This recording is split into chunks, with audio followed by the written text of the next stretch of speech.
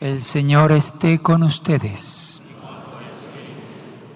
Del Santo Evangelio según San Lucas.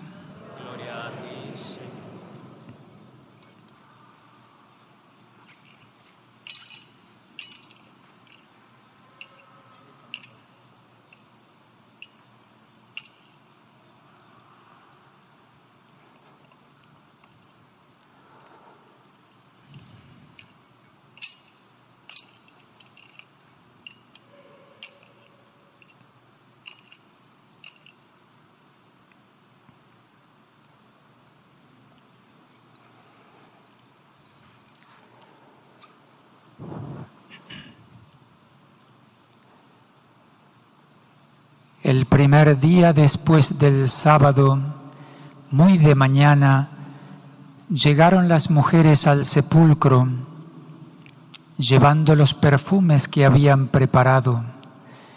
Encontraron que la piedra ya había sido retirada del sepulcro y entraron, pero no hallaron el cuerpo del Señor Jesús. Estando ellas todas desconcertadas por esto, se les presentaron dos varones con vestidos resplandecientes.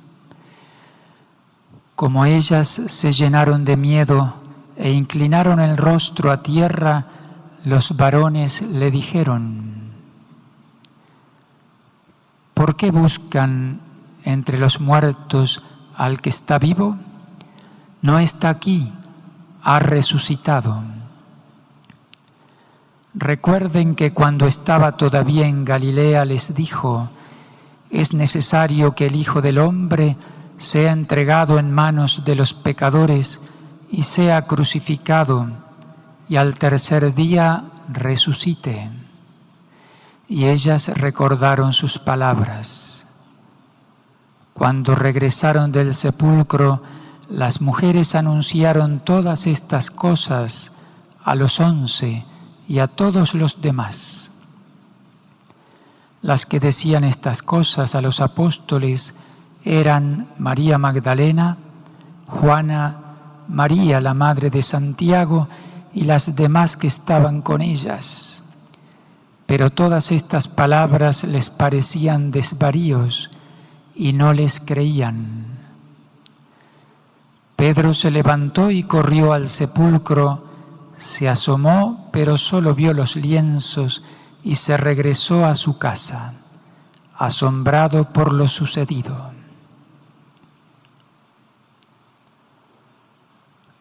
Palabra del Señor.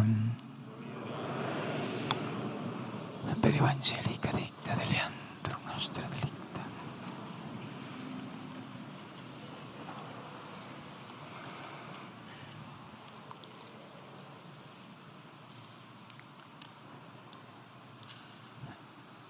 Queridos hermanos, estamos reunidos en esta noche santa para celebrar la Pascua, la resurrección gloriosa de nuestro Señor Jesucristo.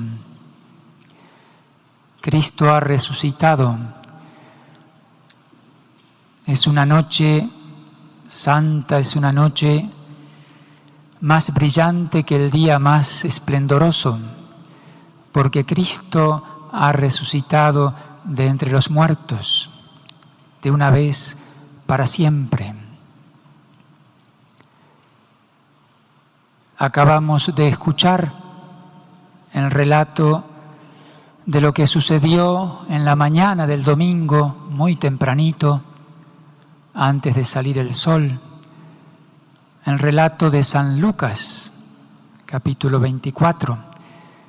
Vamos a comentar un poquito este evangelio que acabamos de escuchar. La liturgia es riquísima en todo sentido, en todas sus lecturas, pero el tiempo no nos permite extendernos demasiado. Vamos a ir a este texto del evangelio que a la vez habría que completarlo, por así decir, con los relatos de los sinópticos, ¿no? El relato de San Mateo, de San Marcos, Y también todo lo que dice el Evangelio de San Lucas y los otros textos de la Escritura que hablan de la resurrección del Señor. Estos versículos que hemos escuchado dicen lo siguiente: en primer lugar, el primer día después del sábado, muy de mañana, llegaron las mujeres al sepulcro, llevando los perfumes que habían preparado. Encontraron que la piedra ya había sido retirada del sepulcro, entraron, pero no hallaron el cuerpo del Señor Jesús. El primer día después del sábado, el domingo santo, muy de madrugada, muy de mañana, al amanecer, dice el texto de Mateo, a la madrugada, dice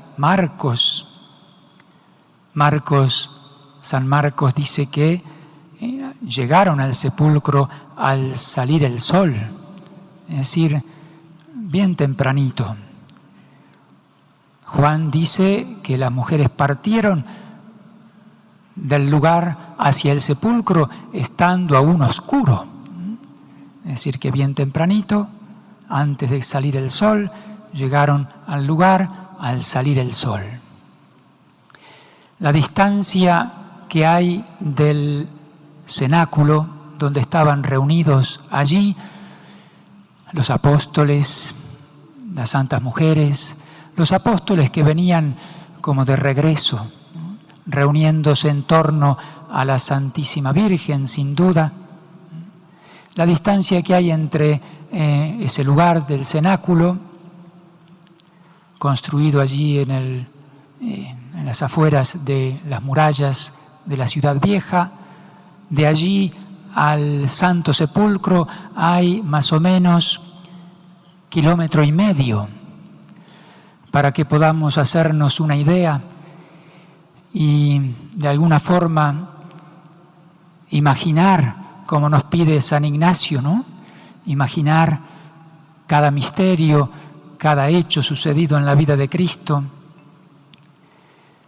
San Ignacio nos invita, miro a los ejercitantes porque seguramente lo han hecho en todos estos días, según la enseñanza de San Ignacio, él nos pide, ¿no?, ver, escuchar las palabras, tocar, oler incluso, ¿no?, y estar allí presente, ¿no?, hacerse presente en la escena para poder extraer esa gracia del misterio, ¿no?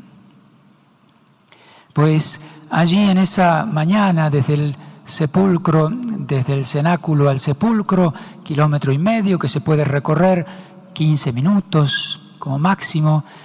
Si uno quisiera compaginar todos los evangelios, hay varias idas y venidas. Incluso, como nos narra San Juan, Juan y Pedro fueron corriendo al sepulcro. Así que breve esa distancia, ese recorrido. Juan que llega primero, luego llega Pedro. Pero volvamos al relato de Lucas. Primer día, después del sábado, el Santo Domingo, muy de mañana, llegaron las mujeres al sepulcro. ¿Qué mujeres? Lo dice el texto un poquito más adelante. María Magdalena, Juana, María, la madre de Santiago, y las demás que estaban con ellas. Un grupito de mujeres santas, fieles al Señor. San Marcos agrega el nombre de Salomé. Aquellas mujeres que, en definitiva, iban a ser apóstoles de los apóstoles. Tuvieron que ir a anunciar a los apóstoles que Cristo había resucitado. En primer lugar, anuncian que el sepulcro está vacío. Vemos en otro momento a María Magdalena junto al sepulcro llorando. Se encuentra con el mismo Señor. Señor, piensa que es el hortelano, el jardinero. Señor, si tú te lo has llevado, dime dónde. María, ¿no? Y lo reconoce, ¿no? Las mujeres anuncian a los apóstoles que el sepulcro está vacío y después anuncian con mucha fuerza que Cristo había resucitado y que habían estado con Él. Volviendo al texto, llegaron las mujeres al sepulcro llevando los perfumes que habían preparado. Tenían que completar el rito de la sepultura. Aquel viernes concluía con la muerte del Señor y había que sepultarlo rápidamente porque llegaba el sábado, ¿no? El sábado santo, donde había que hacer reposo total. Y entonces, ni bien pasa el sábado, son las mujeres que prepararon esos perfumes para completar el rito de la sepultura. Mirra, aloe, dice algún texto, perfumes, aromas, para depositar allí junto al Señor, completando así el rito de la sepultura. Encontraron que la piedra había sido retirada del sepulcro. Fíjense el amor que tenían estas santas mujeres, queriendo ver al Señor, tal vez por última vez, verlo muerto, prestarle ese servicio de ungirlo con los aromas, como ya había hecho María de Betania unos días antes, derramando ese perfume precioso de nardo sobre los pies del Señor. Y el Señor, que la defiende, dice: ella me está ungiendo para la sepultura. Allí estaban las mujeres llegando al sepulcro y sin pensar demasiado cómo vencer las dificultades. Tanto era el deseo, el amor que tenían. ¿Quién nos removerá la piedra? Una gran piedra que cubría ese sepulcro excavado allí en la piedra. Esa boca, hay que agacharse un poquito para entrar, pero una gran piedra. Hacían falta varios hombres fuertes que pudieran mover la piedra. ¿Quién nos removerá la piedra? Pues no importa, ahí fueron las santas mujeres. Los apóstoles se quedaron. Fueron las santas mujeres a prestar ese servicio y se encontraron con que la piedra estaba retirada. San Mateo dice que un ángel apareció allí, resplandeciente, que movió la piedra, y los guardias que estaban allí junto al sepulcro habían puesto guardias para custodiar a un muerto. ¿Se dan cuenta? Tenían temor de la resurrección, sin duda. Pusieron guardias, los guardias cayeron como muertos frente a este ángel poderoso que remueve la piedra. Llegan las mujeres, entran al sepulcro y no hallaron el cuerpo del Señor Jesús. Mientras los apóstoles estaban dispersos, se iban reuniendo poco a poco, allí en el cenáculo junto a la Santísima Virgen. Los apóstoles estaban abatidos, centrados en sí mismos, llenos de miedo a los guardias que estaban en la tumba. Así como persiguieron al Señor, lo iban a perseguir a ellos. Temerosos, arrepentidos, como Pedro, que por cobardía había negado al Señor. El Señor lo había mirado con indecible amor. Allí quedó quebrantado en llanto Pedro, que habrá llorado a los pies de la Virgen. Pues mientras los apóstoles estaban ahí ensimismados en sí mismos, valga la redundancia, las mujeres fueron valientes, superando todos los obstáculos. Se iban a encontrar con los soldados, simples mujeres, a cumplir ese rito, llevadas por un amor muy grande. Querían ver ese cuerpo que estaba desfigurado, totalmente desfigurado. Gusano y no un hombre, dice la Escritura, deshecho, destruido. Querían completar ese rito las mujeres, verlo por última vez, y ese amor y ese acto fue premiado por el Señor con ver al Señor, las primeras que vieron al Señor, concretamente María Magdalena y las demás mujeres que fueron, repito, apóstoles de los apóstoles. Fueron corriendo a anunciarles a los apóstoles y a los demás que estaban allí reunidos que Cristo había resucitado y lo habían visto. Fueron premiadas por ese amor que tenían ardiente en su corazón. Una cosita. Mientras las mujeres preparaban los perfumes, esperaban que empezara a amanecer para ir al sepulcro, para poder ver el camino y llegar al sepulcro, pienso yo que estaba allí la Santísima Virgen María, contemplando eso. Y veía que estaban haciendo algo inútil. No iban a servir esos perfumes para ungir el cuerpo del Señor. El Señor ya no estaba allí. La Virgen lo sabía perfectamente, la única que había conservado esa fe y creía firmemente, inmenso dolor, pero creía firmemente y tenía la esperanza cierta de que su Hijo iba a cumplir su palabra, que Dios lo iba a resucitar. Entonces era inútil ese preparado de perfumes, ir al sepulcro. La Virgen no fue al sepulcro, se quedó allí, pero contemplaba a estas mujeres y las dejaba hacer. No podría haber dicho, oiga, el Señor, Jesús va a resucitar, ¿por qué no creen en sus palabras? La Virgen guardó silencio. En su dolor, en su confianza, en su esperanza cierta, contempló eso y dejó que hagan. Así es Dios. Y así nos pasa a nosotros. Muchas cosas que hacemos en nuestra vida, buenas, pero inútiles a los ojos del mundo. Y si no las hacemos por un amor que se dirige a Dios, pues ¿qué pasa cuando no sucede lo que esperamos humanamente hablando? Pues quedamos frustrados, enojados, pensamos que eso fue inútil. Si hacemos las cosas para la gloria de Dios, por amor a Dios, nada es inútil. Aunque humanamente sea inútil lo que hacemos, lo que estamos planeando, bueno, que debemos hacerlo con una intención bien recta, apuntando a Dios, no importa si sale o no sale.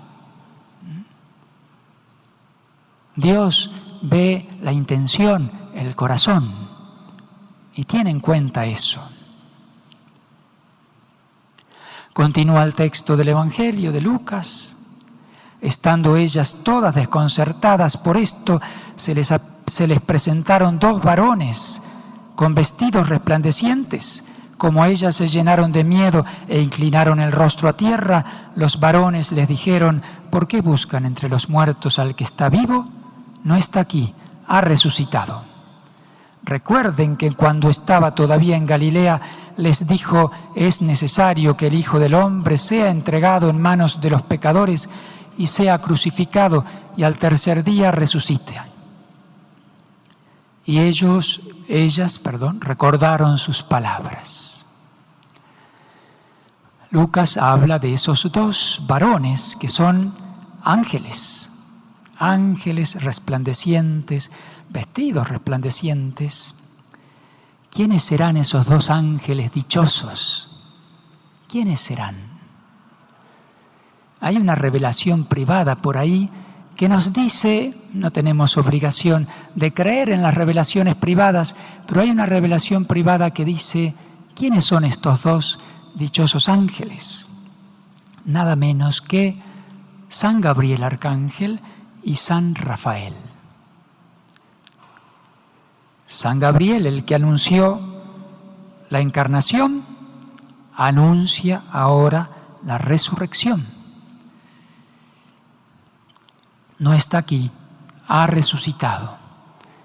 El anuncio del Salvador y el anuncio de la culminación de la obra del que se ha encarnado en el vientre de la Virgen. Reina del cielo, alégrate. Decimos, vamos a cantar y rezar a lo largo de todo el tiempo pascual, 50 días, el Regina Coeli, Reina del cielo, alégrate, porque el que mereciste llevar en tu seno resucitó, como dijo, aleluya. Ese aleluya que hoy hemos comenzado a cantar y que tiene que resonar a lo largo de toda la Pascua. Alabar al Señor. Aleluya, Reina del cielo, alégrate, porque el que mereciste llevar en tu seno resucitó, como dijo, aleluya. En la relación con la encarnación, el que mereciste llevar en tu seno ha resucitado. Es San Gabriel el que anuncia ese misterio. ¿Por qué buscan entre los muertos al que está vivo? No está aquí, ha resucitado. Y el arcángel San Rafael, junto a Gabriel, aquel que abrió los ojos a Tobit, padre de Tobías, abre los ojos de las mujeres. Recuerden que cuando estaba todavía en Galilea les dijo, es necesario que el Hijo del Hombre sea entregado en mano de los pecadores, sea crucificado y resucite. Abran los ojos. El que abrió los ojos a Tobías, abre los ojos de estas mujeres. Recuerden. Y usa Tobías, para curar a su padre, usa la hiel del pescado, del pez que habían capturado allí en el camino. La hiel. Pues la hiel, el pez, como saben, es en la iconografía imagen, de figura de Cristo. El pez es Cristo. La hiel es amarga, es la amargura de la pasión que nos trae la salvación, que nos abre los ojos. Cristo ha resucitado. San Rafael también es el que propició la unión esponsal entre Tobías y Sara, acompañando a Tobías hacia el encuentro con Sara. Es también en la cruz de Cristo donde se realiza, como nos decía ayer el padre Ricardo, la unión esponsal entre Cristo y su Iglesia. Del corazón de Cristo, traspasado por la lanza del soldado, brota sangre y agua. Los sacramentos de la Iglesia, que hacen crecer la Iglesia, que nutren a la Iglesia. Cristo y su esposa, la Iglesia, es también el corazón del pez, el que usa allí Tobías cuando en la noche de bodas quema un poquito del corazón del pez y ahuyenta el demonio y se acaba la maldición, tiene que huir Asmodeo y se produce la unión esponsal. Es Cristo, sinónimo de Cristo allí, imagen de Cristo, de lo que Cristo ha realizado con su misterio pascual, pasión, muerte y resurrección. San Gabriel y San Rafael, los ángeles de este Evangelio. ¿Y dónde estaba San Miguel? Muchas veces están juntos, pues San Miguel descendió con Cristo a los infiernos, a la región de los muertos. La muerte de Cristo fue la separación de su cuerpo y de su alma, como toda muerte. El cuerpo en el sepulcro, el alma descendió a los infiernos, como profesamos en el credo. Y San Miguel, con los principados y potestades, aquel que es compañero de las almas de los difuntos, acompañó a Cristo. Cristo desciende a lo más profundo de la región de los muertos, no solo para buscar a los justos del Antiguo Testamento, por supuesto, a buscar a todos los santos del Antiguo Testamento, pero no solo a ellos, sino también fue a rescatar almas. San Miguel apartando al demonio y las almas que se salvan. Literalmente dice la carta primera de San Pedro, capítulo 3, el Señor en el descenso, en espíritu, fue a predicar a los espíritus encarcelados que en otro tiempo fueron incrédulos, y hace referencia a los tiempos de Noé. Y un poquito más adelante, capítulo 4, dice: a los muertos también se ha anunciado la buena nueva. Cristo fue a predicar allí para que puedan salvarse los difuntos. Texto poco conocido, pero así dice literalmente la primera carta de San Pedro, citados estos textos en el Catecismo de la Iglesia Católica 632 y siguientes. Pues allí estaba San Miguel con los principados y potestades, los querubines y serafines estaban con Gabriel y Rafael. Volviendo al texto, dice: cuando regresaron del sepulcro, las mujeres anunciaron todas estas cosas a los 11 y a todos los demás. Las que decían estas cosas eran, como decíamos, María Magdalena, Juana, María, la madre de Santiago, y las demás que estaban con ellas. Pero todas estas palabras les parecían desvaríos y no les creían. Transmitían eso con toda su fuerza, con toda su alegría, ¿no? Y sin embargo los apóstoles, habiendo escuchado una y otra vez la palabra del Señor que les prometió que iba a resucitar, no les creían. Estas mujeres están desvariando. El Señor quiso confiarles, especialmente a estas mujeres, el anuncio primero, y quiso que fueran, repito, apóstoles de los apóstoles. Algunos dicen con un poco de malicia que se los dijo a las mujeres para que la noticia se corra rápidamente, pero bueno. Volvemos al texto. Pedro se levantó y corrió al sepulcro. Se asomó, pero solo vio los lienzos y se regresó a su casa, asombrado por lo sucedido. Según este versículo, simplemente Pedro vio el sepulcro vacío, vio los lienzos, vio la sábana santa, la sábana que envolvía el cuerpo del Señor por delante y por detrás, ¿no? Cubriendo la cabeza, la sábana santa que conocemos, que actualmente está en la Catedral de Turín, en Italia, desde el siglo XVI. Dentro de la catedral hay una capillita, la capilla de la sábana santa. Allí está ese lienzo que vio San Pedro, esa tela de lino que quedó impresa en el momento de la resurrección con el cuerpo del Señor, como lo podemos contemplar en la sábana santa, contemplando todas las llagas que quedaron como grabadas ahí para siempre, para nuestra meditación de aquel que tanto nos ha amado.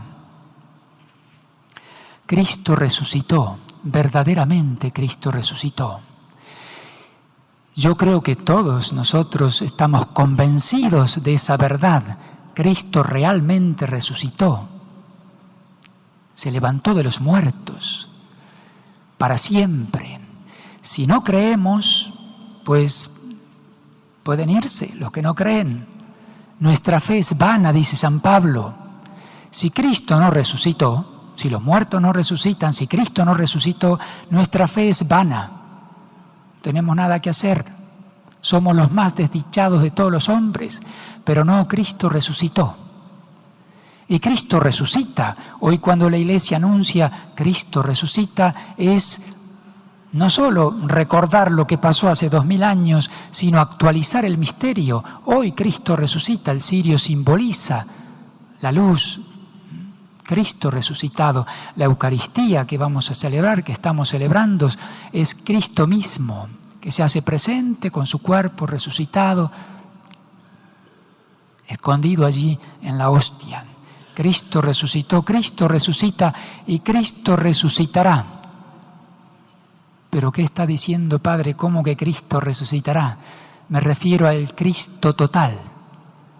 Cristo es cabeza del cuerpo místico. El cuerpo es la Iglesia, esposa y cuerpo místico, que desde ya resucitamos espiritualmente. Ojalá que todos nosotros, estando en gracia de Dios, habiendo renovado nuestra fe, con la luz en el corazón, en el alma, pero también vamos a resucitar con el cuerpo. ¿Qué importa que este cuerpo de muerte se enferme y se muera, si vamos a resucitar? Es cierto que tenemos que cuidar la salud y que el Señor nos concede incluso la curación milagrosa si Él lo dispone y se lo pedimos con mucha fe, pero es secundario eso. Vamos a resucitar. Si no tenemos la fe suficiente, ¿cómo vamos a vivir a medida que pasa la vida y envejecemos y nos enfrentamos a la muerte? El que tiene una fe firme, pues no importa, va gozoso, habiendo sido fiel como pudo hasta la muerte. Llegó hasta la cruz, acompañó a Cristo en su muerte y va a resucitar. Vamos a resucitar con Cristo. Quisiera poder transmitirles la alegría de este día. Mis pobres palabras no alcanzan. Alegría que no es mía. La mía no es pequeña, pero sigue siendo pequeña comparada con la alegría de las santas mujeres que vieron al Señor, la alegría de los apóstoles cuando el Señor los convence, les muestra, se deja tocar, comparte con ellos mucho tiempo, 40 días, va y viene, quedan convencidos, transformados los apóstoles. La alegría de la Santísima Virgen, después de tanto sufrimiento, tanta soledad. Podemos imaginar la alegría de la Virgen al ver a su Hijo con sus llagas no ya feas, sino totalmente hermosas, resplandecientes. El más hermoso de los hijos de los hombres, totalmente transfigurado. Saludando a la Virgen, el Señor se le aparece primero a la Virgen. No lo dice el Evangelio, pero así es, no puede ser de otra manera. Qué alegría habrá tenido el Señor mismo y la Virgen, cómo se habrán abrazado, qué palabras se habrán cruzado. La alegría de la Iglesia, de la esposa que se une definitivamente al esposo, la alegría de Cristo mismo. Dirá San Agustín, ¿por qué dudan que les ha de dar la vida, la resurrección, si les dio su misma muerte? Termino con un texto que me gusta mucho, de Benedicto XVI, cuando estuvo aquí en México, entre nosotros, a los obispos en la Catedral de León, 25 de marzo del 2012, algunas palabras de su sermón. Dice: la maldad y la ignorancia de los hombres no es capaz de frenar el plan divino de salvación, la redención. El mal no puede tanto. La maldad y la ignorancia, dos cosas, de los hombres, que son muchas, no es capaz de frenar el plan de Dios. La última palabra la tiene Dios. Continúa el Papa diciendo: no hay motivos, pues, para rendirse al despotismo del mal. No nos tenemos que rendir, no bajar los brazos. Pidamos al Señor resucitado que manifieste su fuerza en nuestras debilidades y penurias. El Señor mismo quiso padecer todas las debilidades del mundo y cargando con el peso del mundo entero. Nosotros pidamos al Señor resucitado que en la debilidad se muestre su fuerza. Termina el Papa diciendo: las dificultades son muchas y grandes. A nivel personal, a nivel familiar, a nivel social, a nivel mundial. Las dificultades son muchas y grandes, pero sabiendo que el Señor ha resucitado, podemos proseguir confiados, con la convicción de que el mal no tiene la última palabra de la historia.